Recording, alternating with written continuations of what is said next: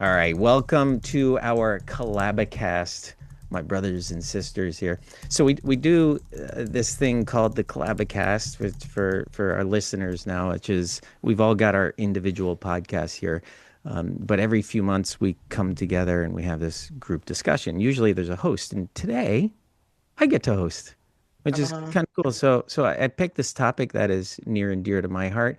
I've heard that 2026 is the year that we actually start to see productivity with AI. And so today's discussion is very specifically about how membership teams will benefit in from AI in 2026. So that's the topic. Before, and I have a bunch of questions, probably more questions than we'll have time to get through. But before we do that, why don't we take a minute and introduce ourselves? Kiki, want to start with you? Yeah, sure. Kiki L'Italian, formerly of Association Chat, and I have a new podcast that is launching tomorrow. People who are listening to this later, it will already have been launched, and it's called Things Go Sideways Podcast. And so the trailer's up on all your podcast players right now and will be released weekly starting every Monday following this, a new Yeah, episode. congratulations on are that. That's there Thank awesome. any you. any Thank you. teasers? Who are your first couple guests? Yeah, so you're going to have to check it out. I have some very exciting people who are not all from the association industry. Some of them are, some of them aren't. And some people for sure that you might recognize that it's a little bit more about their personal lives and when things have gone sideways and what they did next. So very, very exciting. Who was the guy that, Yes. hold on, I'm going to find this. Who was the guy that wrote Seth Godin. Yeah. I remember you Oh interviewed God, I Seth remember Godin that. Oh yeah, on, because that was, Corey Brown used to work with him and made that whole sync up. That was Yeah, that's right. That Yeah. was huge cool. coup. Yeah. all right, Yeah. lovers, let's get back on track here. We're not going to have Uh, time to talk about the topic. Joanna, why don't you go next? Tell us about. Yes, Joanna Pineda, CEO and Chief Troublemaker at Matrix Group. So, Matrix Group is a digital agency, and we help associations and nonprofits increase membership and increase revenue. And our toolbox is all things digital.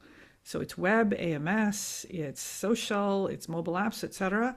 And I am also host of the Associations Thrive podcast. Each week, I interview an association or nonprofit CEO about their journey and the things they're doing to thrive. And And you have another podcast. oh yeah, oh yes. Actually, that podcast is much bigger than Associations Thrive. I have a podcast called K Drama Chat, and each season we take a Korean drama and analyze each episode.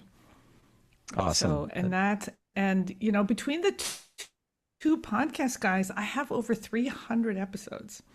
wow. Nice. That's commitment. I mean, that's it's over a long period of time. Yeah. DC, David Coreal, what do you I got? have listened to K drama and then I've gone and watched a K drama because of your podcast, JP. It's good fun. So I'm Dave Coryell, president of Delcor. We're a 501c specific MSP and IT consulting firm. Think selections, PM, outsource CIO, the IT maturity, 501c IT maturity model has its home here, aligning technology with mission, vision, and business objectives for 501cs. And I am the host of Reboot IT in season 6, which is a conversation for all around all 501c tech related topics. Which just got some accolades, I think. Huge. We Yeah. this morning, which was what Number 6 on the top IT podcasts. Yeah. Just in Okay. the country, though, not globally. Just in Oh, the well. just in Oh, the Oh, U.S. just in And the yeah, Ben US. found that's a good this. Like point. Ben it found back. this. I don't Well, even Yeah. know why I Dave, once brought it it's up. in Portuguese, you'll be global. Right. I do have listeners in Brazil. There you go. When I speak with them, they talk about the podcast. So All right, They love me in Benjamin, Brazil. Ben Muscolino. Hi everybody. Ben Muscolino. I am president and CEO of Breezio, which is a modern content forward community platform. We integrate with all of the AMSs, which is really my background and what brought me to Breezio. So I spend my days doing that and connecting. I'm kind of a walking metaphor, I think, in a lot of ways for what we do at Breezio. I just love it. We love connecting members and in doing all of that. I'm also founder of AMS Geek and Data Sangria, which is AMS Consulting, and Data Sangria is an integration platform. And a couple of years ago, helped start and fund a cybersecurity company specifically, exclusively focused on associations as well, called Vortacity Cyber. And it's really offensive security stuff. So we were actually on Reboot IT, myself and Ryan, talking about that a little bit.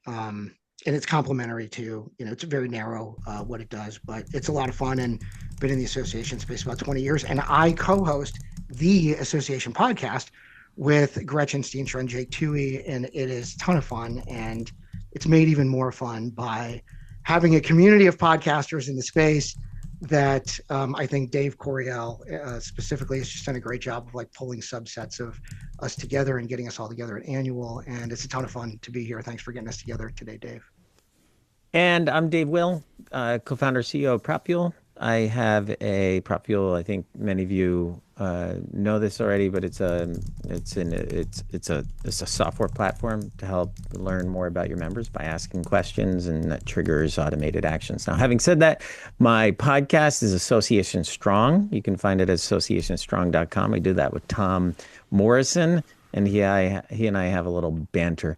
Now, along with a guest, we do that give or take every 2 weeks. I'm not quite as regimented as some of my peers here.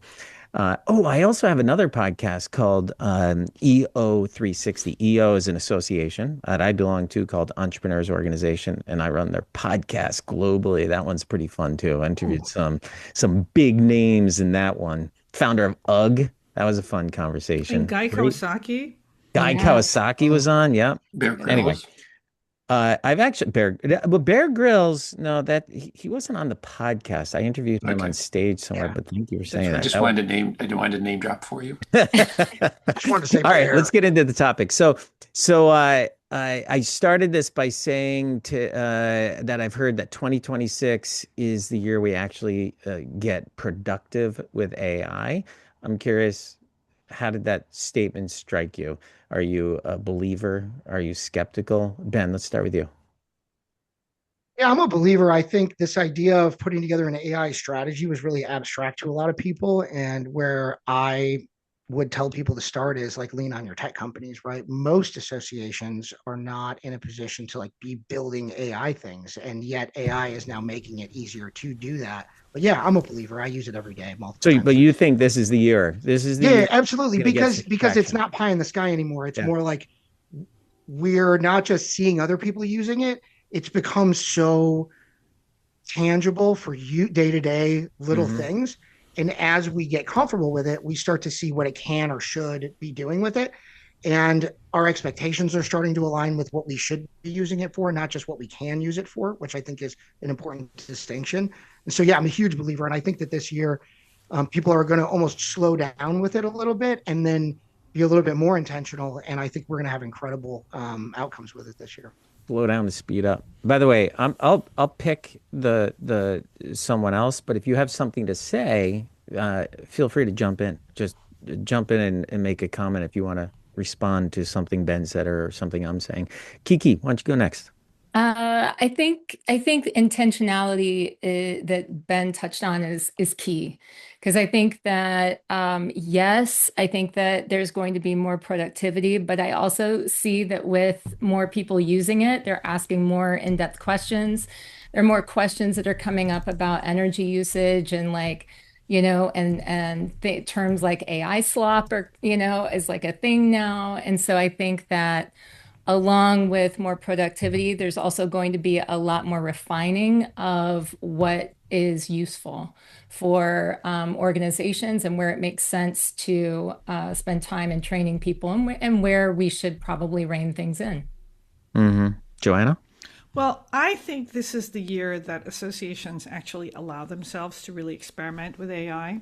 So if you look at the 2025 Momentive study, close to 70% of boards now say they're okay with AI, and it was under 30% last year. or the year before. So I Okay think with that is an interesting term. Okay with AI. Isn't it? Yeah. yeah, No, I'm right. serious. That's a great. Yeah. It's Well, I think what it means is I think for a while some CEOs were probably reluctant to kind of let their staff loose with AI for fear of reprisals or maybe just not, no approvals from the board.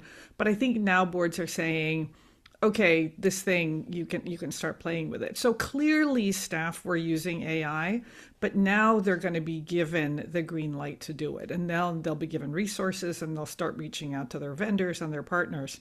And I think that we're going to see benefits in different areas. And I tell my clients, you're probably going to see benefits in terms of personal use and then there's going to be some productivity gains across the entire organization. And then they'll start rolling out services that are either AI powered or pure AI plays to benefit members. So I think 2026 is going to be a good year. DC. I don't think I can add. Just everything I think I would say would be a lot of what's just been said.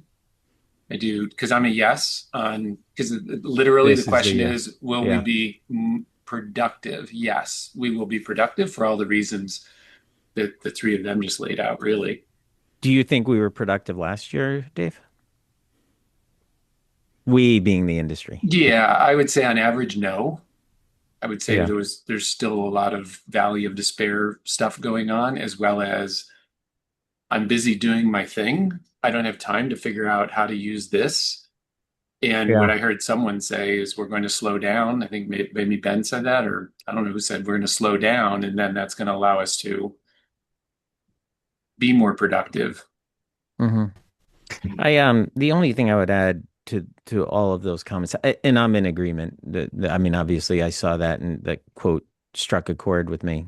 The only thing I would add is the shift that I think we're going to see this year is going from individual experimentation and individuals at associations saying, "Hey, let's give this a go," like bringing a use case of ChatGPT or Gemini or Claude to the table. Like instead of bringing an LLM to the table and saying, "Hey, I'll bet we could do this cool prompt." Now it's going to be more of a structured, process-related implementation for associations. I think that's the shift that we're going to start to see more the things that are replacing processes, as opposed to doing it the older way and dabbling and experimenting. D'Lo asked, and I had the same question in my head. Sometimes evil David and good David are parallel synced and yin and yang, but he asked the question, he said define productivity or define productive. And I was thinking the same thing, but in the aggregate, my measure was we're going to be able to do more. So I didn't really get too wrapped around the axle around defining productive, because when you see things like note takers or the facilitator in Teams meetings, or, just simple, like I've used in Excel, I use Copilot regularly now to say, hey, blah, blah, blah, blah. It says, here's the formula. And it's got a bunch of parentheses and a bunch of, symbols in it. And I just plug it into a cell and it does what I wanted it to do to the spreadsheet, summarization or whatever. That's productive to me. And that's good enough. I think so. So Dave just broke the fourth wall. For those of you listening to this, we have an audience today, and so every now and then you might hear something from the outside world. That was our friend David DiLorenzo asking about entirely what too product. many Davids. Never too many Never Davids. too many. All right, let's talk very, very specifically now about membership teams. What do you think is going to change for the membership team? And when you're thinking through this, what are people going to stop doing, or what are they going to do more of? Where should excitement be justified, or on the flip side, where is fear a healthy thing? Again, centered around membership teams. Dave, you want to start? No, this is the one of the questions that I felt like is not my wheelhouse. Okay. Because, All right. I'm not a Yeah. membership team specific product or service. So I'll launch into this one. Go ahead. What you got, Ben? And I don't think fear, like everybody needs to strike fear, right? I mean, there are things coming like gaps on teams, right? Like there's a problem being created, in my opinion, of not as many people are needed and this is going to continue to progress at the lower end of a lot of staff orgs because of the decision-making experience.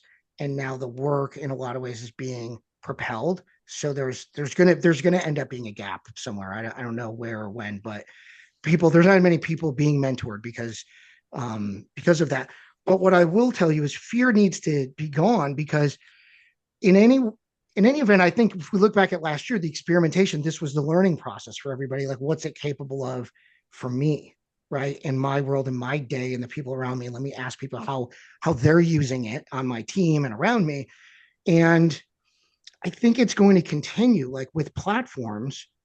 As someone that runs like an engagement community platform, we're being very intentional about not just shoving AI into it, but what are the things that people could and should be doing better that we could coach them to do better? Well, let's give AI an opportunity to do some of those things. And instead of it doing it for them all the time, it's really going to educate the users that, oh, I should have been doing that. I could have been doing that better. I could have been doing it at a better cadence. And they're going to start to learn from it and realize they're now more informed on what community management should look like and would look like, because they're going to be training it to do these things, which means it's going to be asking them the questions that they could or should have been asking themselves, but they're busy with their day-to-day. So AI is going to continue to be this incredible education utility while being an efficiency utility as well. It doesn't need to do everything, but it's going to spin up incredible opportunities for people to not only gain time and efficiency, but it's going to teach them the best ways to do things along the way. That's fascinating.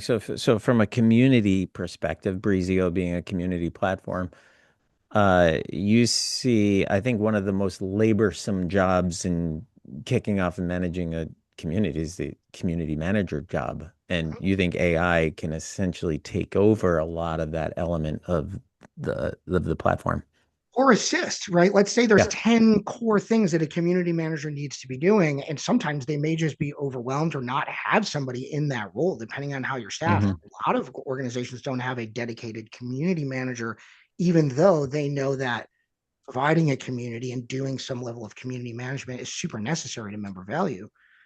And so if there's 10 core things, if it starts doing one or two or three of those things, it's going to really allow them to see the benefit of those things and start asking themselves questions like, what else can this AI thing do that I'm not thinking about? And if I know the playbook and it's doing 3, maybe I can get 4 and 5 done now, right? Maybe I can not worry about those things and start getting things done that I already wasn't doing. And it's almost sort of encouraged and propelled them to do that. Joanna, what do you think? I got a lot to say about this. One, I think that we have to be careful when you have to have a human element. I think it should still be done by people. So like this business of responding in the community and policing and guiding and making sure that people get answered, I think that's got to be a person, because if the tone is wrong, it'll ruin your community. So wait, all of it has to be person, or I don't know if all of it, but I think the actual responses, because especially with community management, you have to be careful. That said, I think that in 26, actually, if we do it right, we can have an additional member of the team, not to reduce the head count, but to have an additional member of the team who is doing things like drafting, alerting you to things in the community that need attention, maybe doing research, maybe doing calculations. So like it's almost like having additional staff who are doing this stuff. Now, I'll say one more thing, and that is I actually think it's a mistake for organizations to say, wow, we don't need entry-level people, because first of all, you need, maybe you're saying, well, because my more senior people now with AI, they're more productive. I think this is a huge mistake, and I'll tell you why. It is the younger folks who are embracing this stuff. And what I love about the energy of a recent grad, honestly, is they are not constrained by what we did 5 years ago. They have no idea that something can't be done. And so they're digital natives. And so I think that they're able to see things much more, kind of expansively, if you will. And here's what I found. I have found that a young professional paired with a mentor for some guidance, dynamites. Unbelievable productivity and excitement. The other thing is just the perspective they bring to the company and the energy. I don't think you can eliminate that, nor would you want to miss that or eliminate that from an organization. So I think it's a mistake to say we don't need these entry-level people. if anything, they should be doing more of that, right? And hiring from the bottom up, right? As some might put it, because of that. I mean, we've all done it. We've hired somebody that you're already wondering, like, am I going to have to fight against the grain of, oh, I've already been doing this for 15 years. I know how to do it. It's like, well, we do things differently here. And I agree. And they're coming out of school or not school. I don't care if they went to school or not. With a fresh perspective, and they don't have baggage with them, and the curve to get them up to speed on what you're doing with the fresh eyes on how you're doing it is incredible. I agree. I'm not. I completely agree with you. I just think we're going to have this issue because not everybody's thinking that way. Yeah, agreed. Kiki, what do you think? I mean, 100%. I think that it's a human's business that can be empowered by AI. And I think that whenever we're looking at the idea of scratching out saying, oh, we don't need this role, I don't think that we started from a place where associations said, oh, yeah, we have this nailed. And so now that we have these new AI solutions, we can just do away with these people. We weren't doing this perfectly before. So now we have to look at how can we use this to truly augment and not just take people off of the table, but actually bring in more of a human element that adds to the value proposition of associations. I think when we start thinking from a subtraction point of view, it's not always going to lead us in the right direction. And I think that's where a lot of mistakes can be made. So Dave, I got a story here. So just the other day, we were drafting something for a prospect. And I looked at it and I said, man, I can tell this was written by AI. This not only doesn't have heart, it's redundant. And it doesn't have the Matrix voice. And then we had this whole discussion, well, what the heck is the Matrix voice and how you think people can tell? And I was like, I don't know if people can articulate what it is, but I think they can feel it. And so I think where it counts, you got to be really careful because I'm looking at the stuff produced and it's perfectly grammatically correct, but somehow it just lost this heart, if you will. And I was like, oh God. And I pushed back on it really, really hard. And I am the biggest proponent of using these tools, but I was kind of jolted by it because a couple of the people were like, oh, this looks really good. And I was like, really? This is terrible. It might be accurate, but it's terrible. right. From a patterns point of view, like humans are really good at seeing patterns. And so you know it when you see it. Are you glossing over when you see a formatted post that looks the exact same as everything else? Yeah, you do. And people are getting really, really good at figuring out this content and saying, oh yeah, this is just AI produced. Oh, here's another AI produced thing. And you read it in the comments. People are getting savvier about it, and we need to keep up as people who are producing this type of stuff. We have to keep up and understand that it's not like everyone's education level is staying the same. Like we're all getting savvier about recognizing what this looks like. So we have to get smarter about what we're putting out there so that people pay attention to it. Well, this is the AI slop that we all hear about. The microslop. I don't even think it's just AI Microslop, that's slop. funny. I don't think it's just AI slop. I think yes, and I think it's AI slop, and I think it's the stuff that's beige that just looks artificially produced. And I think our eyes are recognizing patterns. We're seeing the same words being used, we're seeing the same patterns being used, and we're recognizing that and sort of glossing over like, okay, like There's a good old fashioned word for that, Kiki. It's called lazy, right? yeah, And I think, but that's the thing. yeah. Like, if you're able to synthesize and produce at a rate that we've never been able to, all the more reason that whatever fraction of time you were going to spend on it, like you have to spend that Mhm. time. I want to see a Mhm. study of generational differences in content consumption by content type as it relates to AI generated versus human generated, because some content doesn't need heart, right? Sure. Some Mhm. content type doesn't need I heart. agree with that. And Yeah. did AI generate this? I don't care. I just want this information. Some Yeah. of it's the human aspect of content. And when you read, and Dave will get us back on track if I'm going off track here, but when you read about, Hollywood and others where you can put in, hey, create me a 30-minute show about this using actors who are kind of like this person and that person, and here's the storyline, and it generates a half hour of video content for you that there are no real people involved in. Like is anyone going to want that? Because extrapolate Right. that all the way to associations producing content and people asking those questions and generating their own journal, right? Is anyone Mhm. going to want that? I don't know. I No actually think studies. I think there is a place for AI generated film movies, and not everyone, like, I think we're gonna want to see people do people things, but I think there is a place for AI generated movies, and especially for children. Like, I think you can create a whole genre of movies that are very inexpensive to produce, quick to interact with, and yeah, I think there's a place for it. We are getting a little off track here, though. Well, but Dave, let me refer to something related to that in membership. So one of the things that I think is kind of interesting about membership, and I used to write marketing copy, right? Is this whole notion of how do you create something fresh and original to capture people's hearts so that they join, Mhm. right? So that they make a decision. And there was a podcast actually that I was listening to over the weekend, and I'll find a reference and put it in the show notes. It was from the New York Times, and where they talked about what you talked about, which is the Hollywood is now making movies using AI. And so there's a couple things that's happening. There's AI generated video, but there's also scenes in documentaries that are now AI generated. So like, and it's a little bit dicey, right? Because we kind of expect a documentary for everything to be true.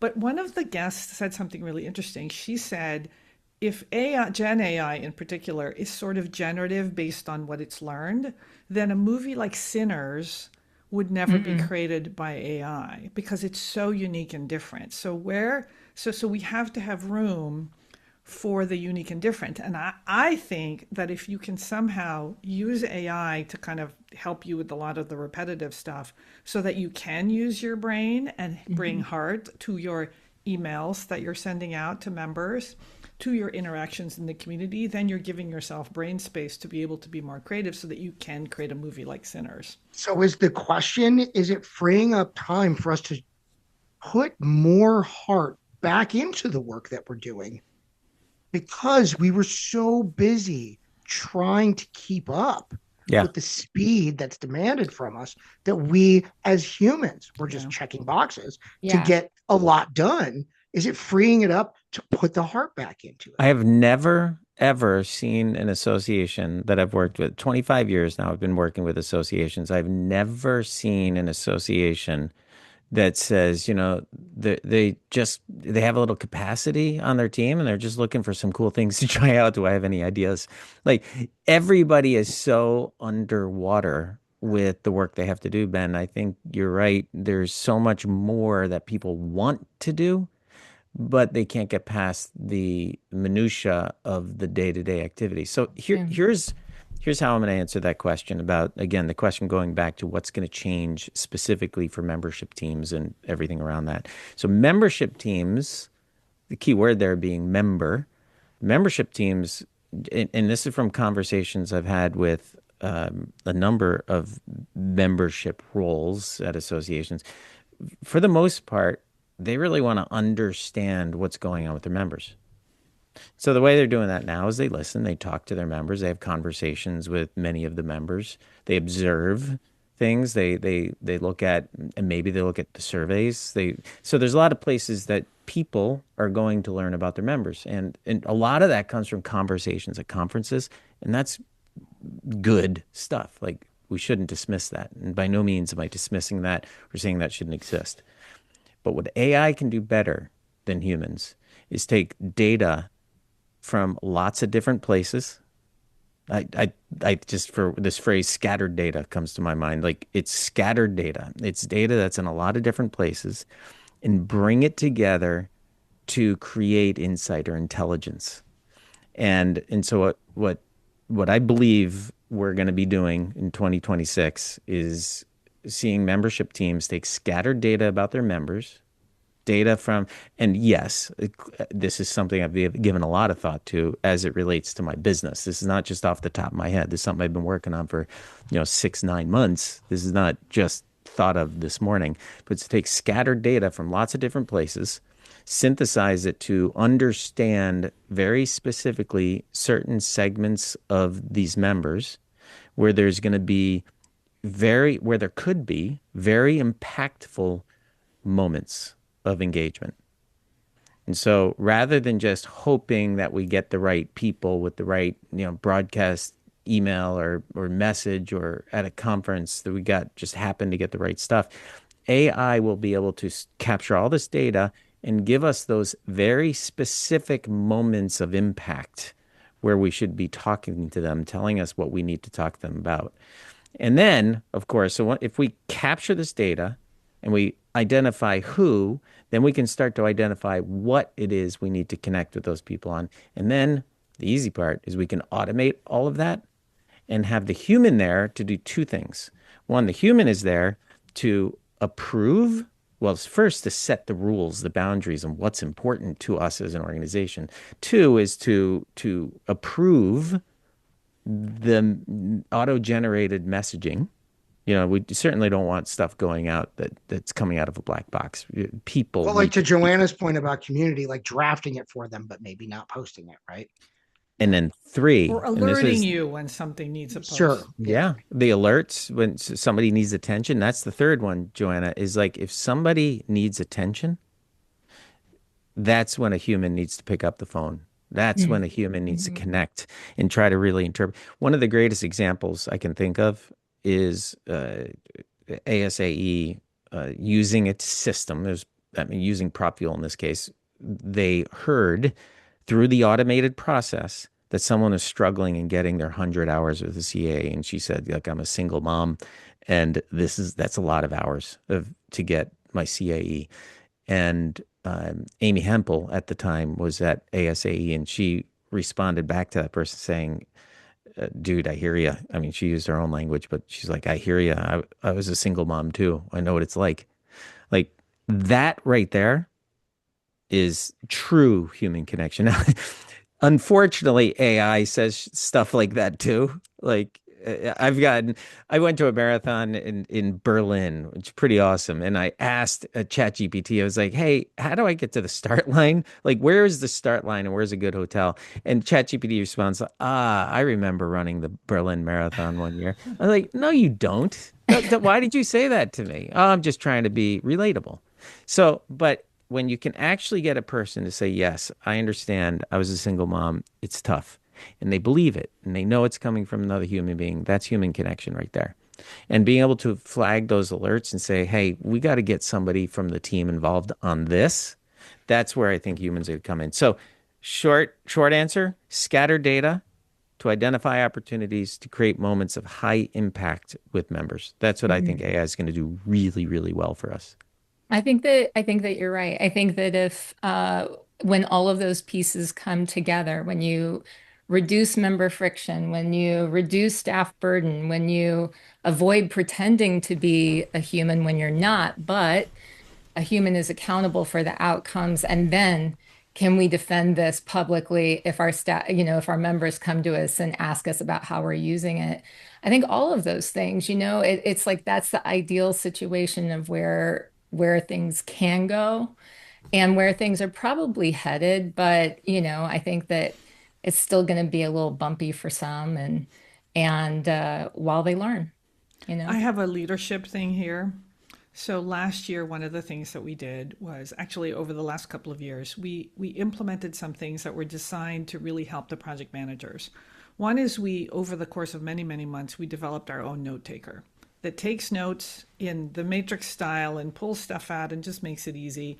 And then we actually added an admin who takes all the recordings and generates the notes and puts in the URLs and spell checks everything and sends it to the project manager. Absolutely life-changing. The second thing that we did is we brought in an implementation manager, not AI. She's using some AI tools to really manage, the huge content migration.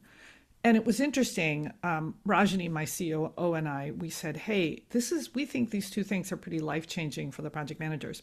But they didn't notice.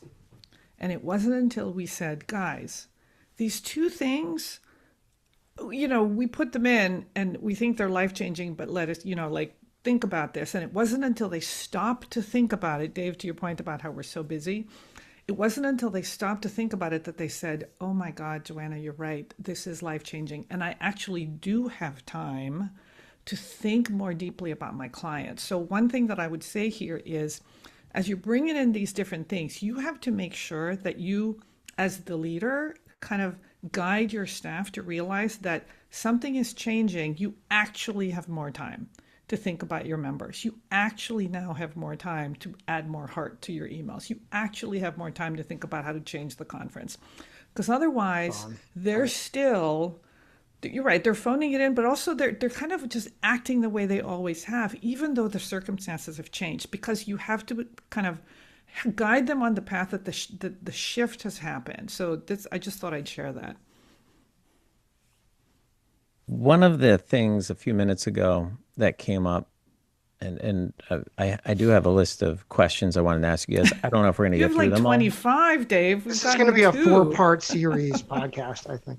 but I'm going to go to a question that wasn't on there. And I don't love the topic, but it seems super relevant. We talked about young staff, and I think the implication was that there's some assumptions that AI is going to replace jobs. Do you I personally don't see that happening in 2026. It's hard to predict 2027 and on, but I don't have the impression that anyone in our industry, at least, is looking at AI as a job replacer. Do any of you guys, would I you think it's disagree with that? I think it's slowing the creation of jobs, I think was my point before. Mm-hmm. Yeah, I don't and think that it's replacing. I think it is slowing the creation of jobs in places because they're like, what tools can we throw at this? I mean, it goes back to integrations that we've been doing forever. Integrations created automation to share data between systems so that people didn't have to do it. And now you don't have somebody like running data from one side of the office to the other, not literally, right? But I think it's slowing the creation, not replacing necessarily. Yeah. I do hear organizations leadership looking for opportunities to reduce headcount through Reduce. tools. Yes, reduce. Let's be more specific. What head count do you think is at risk at an association? Customer service individuals. I mean, I'm just telling you, I've heard it. I think Yeah.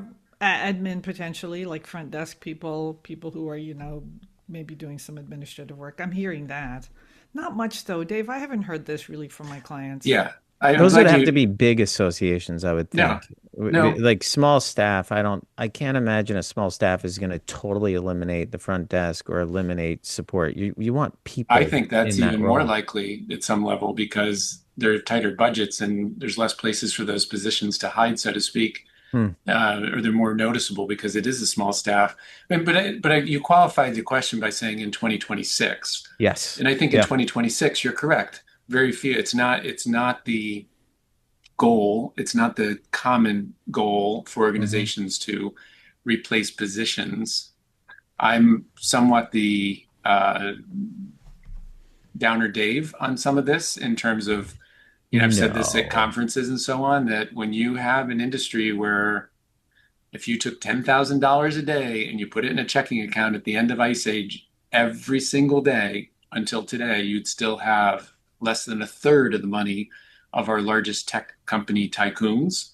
So these people represent, I think, human nature of we're not going to employ for the sake of employing.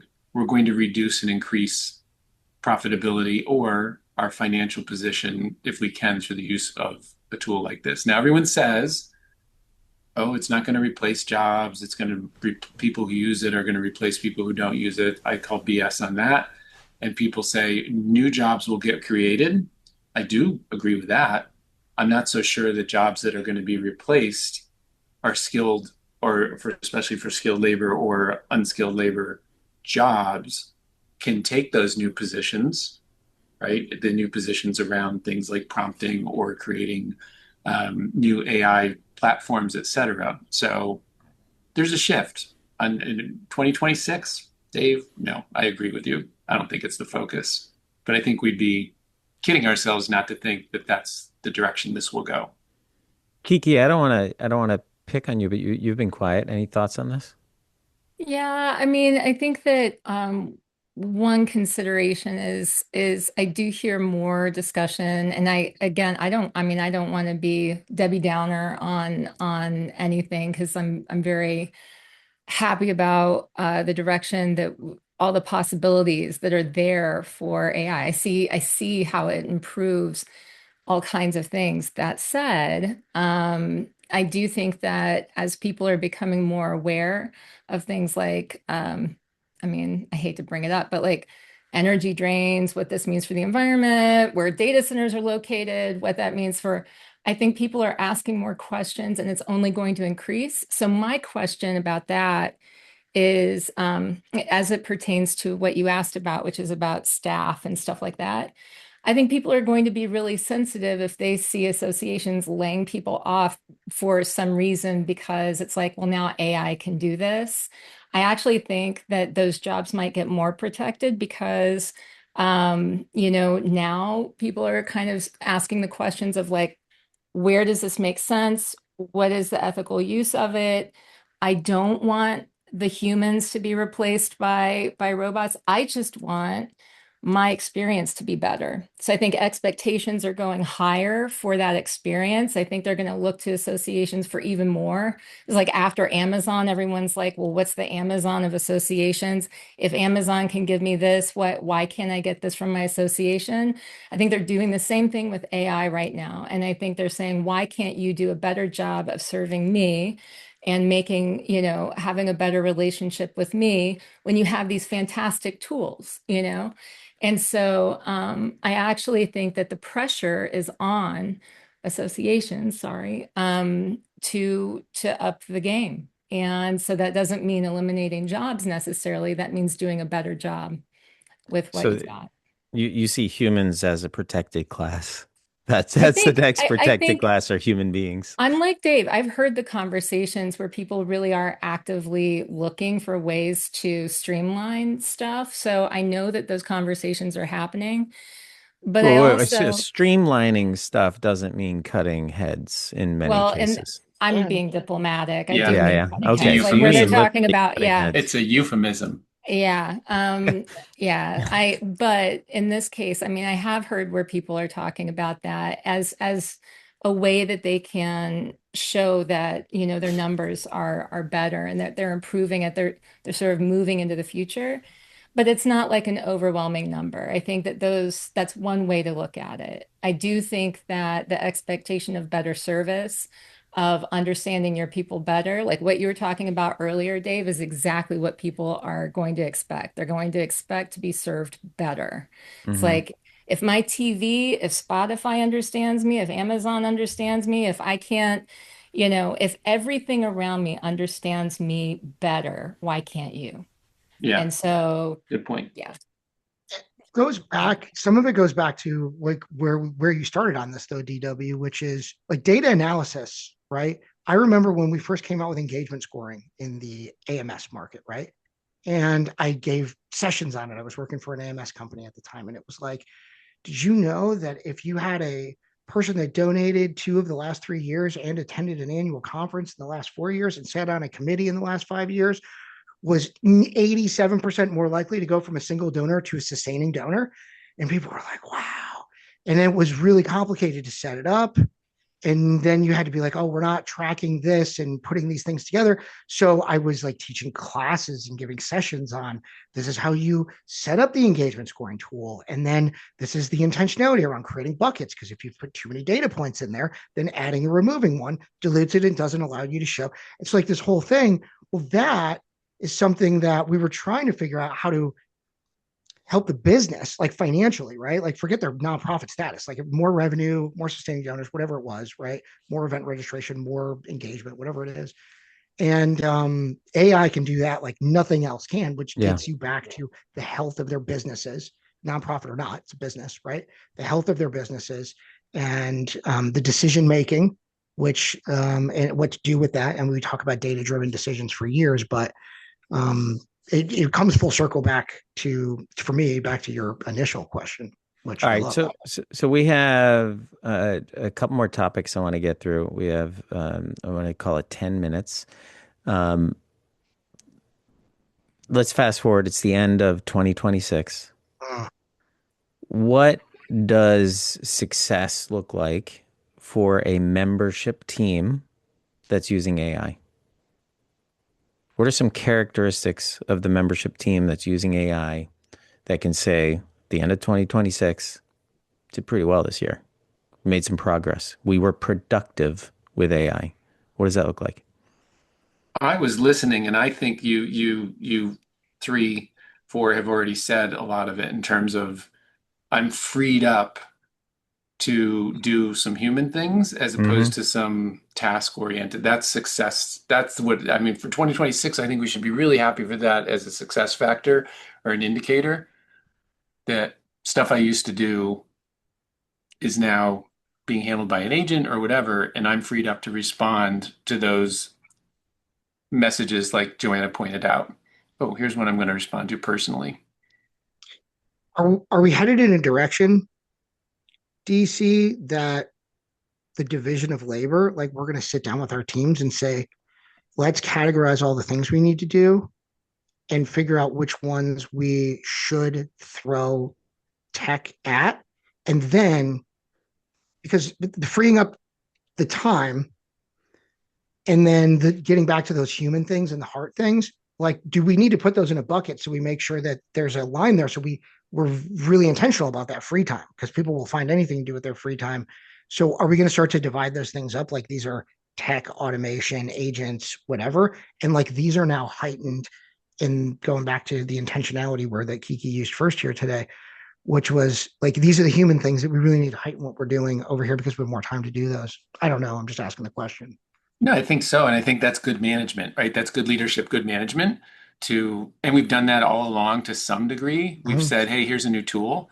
What can we use it for to reduce our manual whatever? We're going to use this tool, and now we're freed up to do other things. How should we best spend our time now? And that's just a continual management and leadership position we all should be in. But I understand the nuance to it from the way you described it but in this case, are we freed up to do a couple of really human things that we couldn't do before, and we should identify them and move in that direction? That's an interesting nuance to it.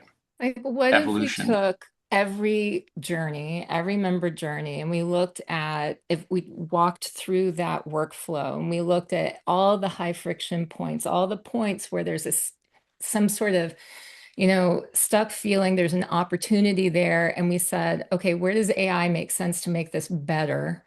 And where could we then, like make that work better compared to the process that we have in place? And allowing for the opportunity to insert, more of the human element or more of some sort of custom element at that junction. I really think where people get turned off is when they feel like it doesn't matter, like it's just another thing. It's too easy to just not be a member of whatever organization it is. So if you look at the whole experience from the beginning to the end, you know, where does it make sense to bring in these wonderful solutions that we have, right? Where it totally makes sense to make things better and change the processes that exist in that workflow. Like that member, engagement person, that person in the membership department that is wearing 15 different hats right now. Like, where could it step in and they get that alert so they can be the Amy Hemphill who is like responding back and saying, I see what you commented with, I'm so glad that you're a member, and I just wanted you to know I understand too. And like have more of that. That should be, where can we look at that all along the way? And I think it's a worthwhile exercise for organizations, for association staff to do this, like and departmentally to look through and say, where does this make sense? How does this, or interdepartmentally? That's probably when they bring one of you guys in, like Hold Dave. hold that thought, Kiki. Come back Yeah. to that in a minute because where I want to end this is what can people do today? But before we get on that, I think Dave, can I say something too yeah, about yeah, this? sure. I was just going to say, I mean, at the end of the year, I think that if an organization is able to say, we were able to do more and we increased membership, then Mm, like isn't that what it's all about, right? Because or we Maybe. increase engagement, or somehow we have more people like volunteering or something. So you got to be able to measure it. And I think that if you have those goals, then you know what to focus on. Like if your goal, like we had a client that said, we want 50% of the members to be engaged in something. And they had a lot of committees and they had speaking and all that stuff. And so then they said, that's where we're going to devote ourselves for the next 3 years. If you know that that's what that your goal is, then you kind of then focus your efforts on that. So if that's your goal to have 50% engaged, then you set up your alerts through AI to say, I think this person's ready for engagement. This person suddenly dropped off on engagement. These people are cycling off committees and you need to do something about that. Yeah. And if AI can give you those alerts so that then you have the human who can actually say, hey, Dave, you're cycling off the committee. I hope you stay involved. Can I talk to you about some opportunities? Because some of the routine things are taken off their plate, then I think that's success. So you just said you were very detailed in that. I'm going to bring it up one level and say that if you can be more effective, which means like you're hitting those metrics, the metrics aren't the things you want to do better aren't going to change because of AI. You still want to do certain things better. If you can do those things better, the things measurably better, or maybe you can do them more efficiently, then it was a success. So if I would suppose I would propose that if you can utilize AI in 2026 to be more effective or more efficient, and hopefully and in between, I like the idea of being more effective and more efficient, that's success. But of course, your point, Joanna, is like we've got to look at the metrics. All right, wait, let's go on the next one. I don't want to go too far down this one. We got about 5 minutes here. What's something, and this is a free for all, jump in. What's something that people should do? And Kiki, I think you just touched on one. What should they do when they listen to this? Right after they listen to this, they go back to their office the next day. What should they do? Kiki, you mentioned something around evaluating, the things that they're I'm they're being that's like I'll jump on the soapbox one more time and be like, yeah, look at your workflows, look at that experience. And I'm all about the member experience, right? And how are they feeling about the way the engagement that they have with your association? And I think that whether you're looking at it from a marketing perspective, a communications perspective, anything from the very first touch point to them entering into your existence, your realm, I think that we have to look at what does that process look like today? And where does it make sense to make some changes? We have new tools that are available to us that have never been available to us before. How can we make this experience better? And then, and better, not just with technology, but taking technology and then truly saying, where do we add that human element to just push it up and make that experience even stronger? And that is the way to excellence. That is the way. It's Mandalorian. That is the way. Amen. What's that stoic quote? The path is the way. The obstacle is the way. I think The that's what it obstacle is is. the way. Yeah. Yeah. Anyone else? What can somebody go back and do today? I think they should meet with their team and do a couple things. They should either do if time and money were not constraints, what could we do? What could we become? Just come up with a huge brainstorm, because some of these things you come up with are going to be really small. The other thing is, I think on a regular basis, they should be holding like what sucks about our jobs Yes. meetings, right? And then you'll probably find that if you have enough people in the room, somebody will say, really? You do that? Oh my God, I can help you with that. And some of the things will be AI and some will not be. And then what you do is you say, we're going to do one thing, just one thing every 30 days. And at the end of the year, you will have accomplished so much.